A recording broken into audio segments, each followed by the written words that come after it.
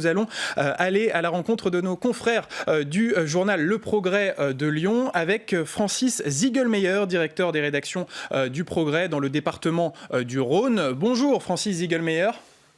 Bonjour. Alors comment a été accueillie cette alliance électorale surprise entre Gérard Collomb et la droite lyonnaise hier ? Elle est un petit peu attendue, mais elle n'est pas attendue dans ce principe-là. C'est-à-dire que beaucoup parlaient d'un accord qui verrait Gérard Collomb prendre la tête de liste pour les métropolitaines et puis laisser à Étienne Blanc Lyon. Et en fait, c'est l'inverse qui s'est passé.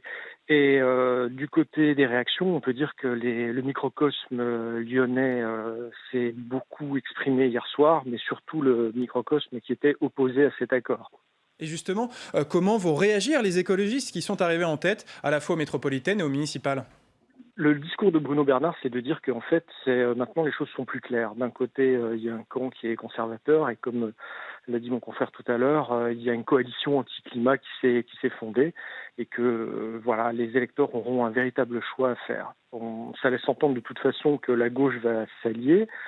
Normalement, il y a des discussions qui sont en cours depuis plusieurs jours là et qui devraient aboutir d'ici la fin de semaine. Le problème qui se pose, c'est celui de David Kimmelfeld, qui était le dauphin de Gérard Collomb, qui aujourd'hui s'était présenté sous son propre nom, puisqu'il n'avait pas eu l'investiture de La République En Marche, et qui se retrouve coincé entre deux blocs. Et justement, est-ce qu'il pourrait y avoir une alliance entre ces dissidents de La République En Marche et les écologistes ? Ça s'annonce compliqué pour l'instant, mais à Lyon, comme vous l'avez vu, tout est possible. Tout est possible. Et cette alliance, finalement, avec la droite, elle reflète une guerre interne vraiment au sein de La République En Marche lyonnaise. C'est à la fois une guerre interne au sein de La République En Marche et c'est également une tradition lyonnaise, si j'ose dire.